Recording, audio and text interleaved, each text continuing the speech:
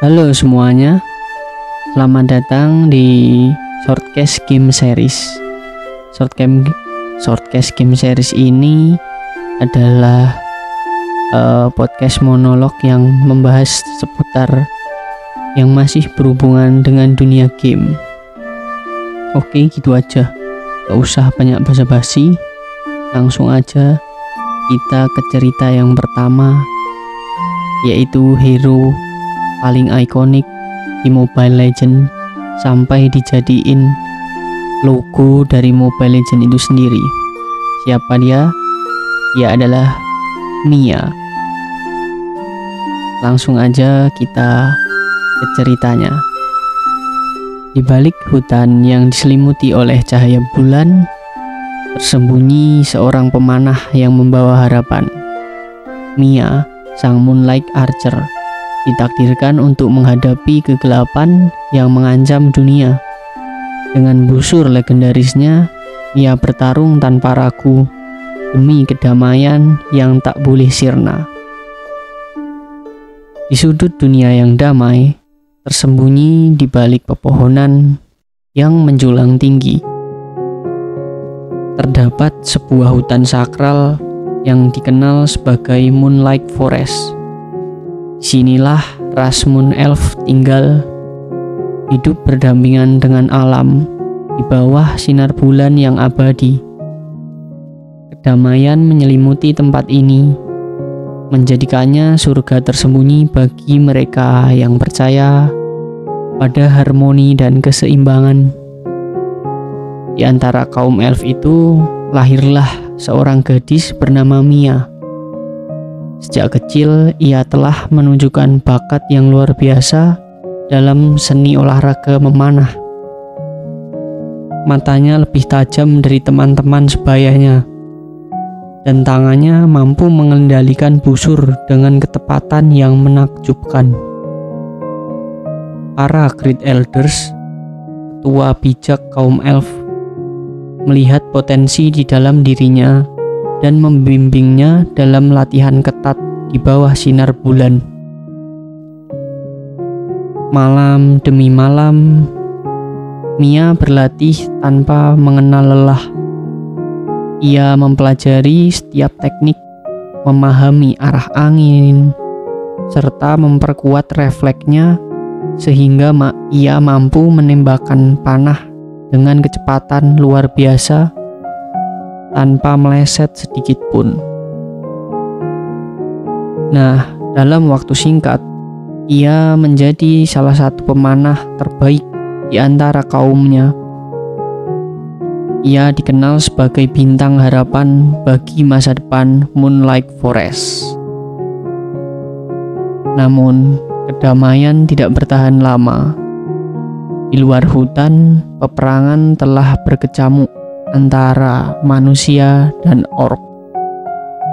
Tanah-tanah terbakar, desa-desa hancur, dan kehancuran semakin mendekati perbatasan Moonlight Forest. Para elf yang selama ini menghindari konflik mulai menyadari bahwa mereka tidak bisa terus bersembunyi. Di tengah kekhawatiran itu, Mia mendapatkan penglihatan di dalam tidurnya. Ia mendapatkan mimpi.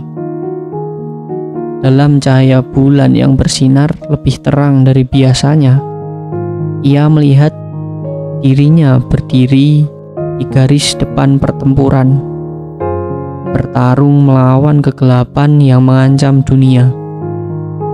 Saat ia terbangun, firasat itu masih terasa nyata, seolah-olah Dewi Bulan sendiri yang telah berbicara kepadanya.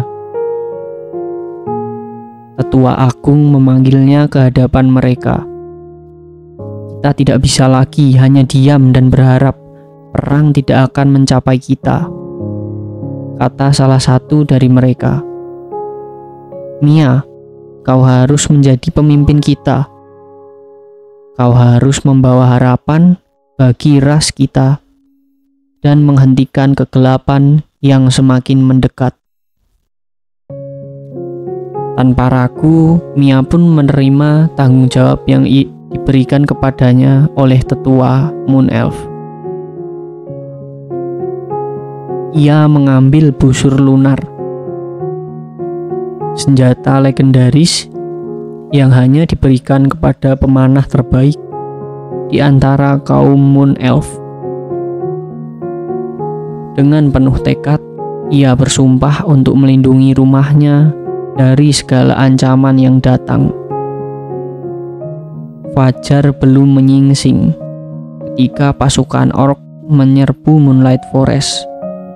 Mereka datang dalam jumlah yang sangat besar, membawa pedang raksasa dan kapak tajam.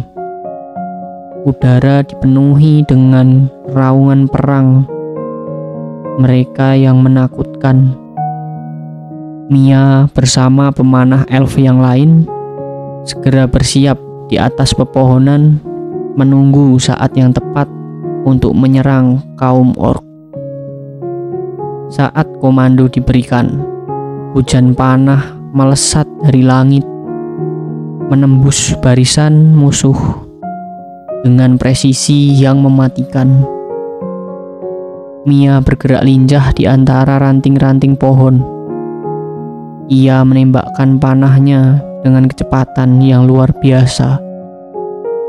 Namun, meskipun para elf bertarung dengan gagah berani, jumlah orc terlalu banyak. Lambat laun, mereka mulai mendesak pertahanan Moonlight Forest. Dalam keputusasaannya, Mia berlutut dan mengangkat busurnya ke langit. Dengan suara penuh harapan, ia memohon kepada Dewi Bulan untuk memberikan kekuatan agar bisa melindungi kaumnya. Saat itu juga cahaya bulan bersinar lebih terang, menyelimuti Mia dengan energi suci yang belum pernah ia rasakan sebelumnya. Busurnya berubah, bersinar dengan cahaya perak yang suci, dan kekuatan baru mengalir melalui tubuhnya. Dengan kecepatan yang tak terbayangkan, Mia mulai menembakkan panah bertubi-tubi. Setiap anak panah melesat seperti cahaya yang menghancurkan musuh. Para orc yang sebelumnya penuh percaya diri, kini mulai mundur ketakutan. Dalam hitungan menit saja, pasukan porak-poranda Moonlight Forest akhirnya bisa diselamatkan. Namun, meskipun kemenangan telah diraih, Mia tahu bahwa ancaman tidak akan berhenti di sini. Perang masih berkecamuk di luar sana, dan jika ia tetap tinggal di dalam hutan, maka dunia akan jatuh ke dalam kehancuran. Dengan berat hati, ia membuat keputusan terbesar di dalam hidupnya, yaitu ia memutuskan untuk meninggalkan Moonlight Forest dan berkelana ke dunia luar untuk melawan kegelapan yang lebih besar. Perjalanannya membawa melewati hutan-hutan lebat, gunung-gunung yang tinggi, dan padang pasir yang sangat luas. Dalam perjalanannya, ia bertemu banyak pejuang lain yang memiliki tujuan serupa, termasuk Tigreal, seorang kesatria dari Monian Empire. Melihat kehebatan Mia, Tigreal mengajukan dirinya untuk bergabung dalam pertempuran melawan pasukan Abyss, sumber kejahatan yang mengancam dunia. Mia menyadari bahwa manusia bukanlah musuh, melainkan sekutu yang bisa dipercaya. Ia menerima ajakan Tigreal dan bergabung dengan Monian Empire. dalam perang besar melawan Abyss bersama Alucard, Layla, dan pasukan cahaya yang lain. Mereka bertemu benteng menuju kegelapan Abyss, tempat di mana makhluk-makhluk iblis berkumpul. Perjalanan ke Abyss bukanlah hal yang mudah. Setiap langkah yang mereka ambil dipenuhi oleh pertempuran melawan makhluk-makhluk iblis yang sangat mengerikan. Namun, Mia tidak pernah mundur. Dalam setiap tarikan panahnya yang ia lepaskan, ia semakin dekat pada tujuan utamanya, yaitu menghentikan kekuatan kegelapan sebelum mereka menghancurkan dunia. Ketika akhirnya mereka mencapai gerbang Abyss, mereka disambut oleh Thamus, penguasa api yang sangat kejam. Dengan tubuh berlapis lava dan kapak raksasa yang membara di tangannya, Thamus adalah lawan yang jauh lebih kuat dari yang mereka bayangkan. Pertarungan yang sengit terjadi. Mia menggunakan seluruh kemampuannya menembakkan anak panah secepat kilat. Namun Thamus dapat terus bertahan. Satu demi satu sekutunya terjatuh ke tanah. Kelelahan dan terluka, Mia tahu bahwa ia tidak menemukan cara untuk mengalahkan Thamus. Maka semua perjuangan mereka akan sia-sia. Di dalam momen yang menentukan, ia kembali mengingat pelajaran dari Great Elders. Percayalah pada bulan, ia akan selalu membimbingmu di dalam kegelapan. Dengan keyakinan itu, Mia mengangkat busurnya dan menembakkan panah terakhir, sebuah serangan yang dipenuhi dengan kekuatan suci dari Dewi Bulan.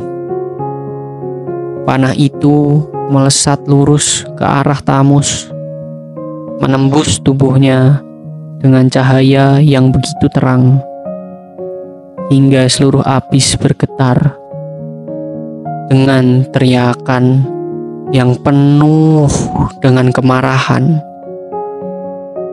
Thamus pun tumbang. Pasukan Abyss mulai kehilangan kekuatan mereka, dan perlahan-lahan pertempuran mulai berbalik. Mia dan sekutunya akhirnya berhasil memenangkan pertarungan itu.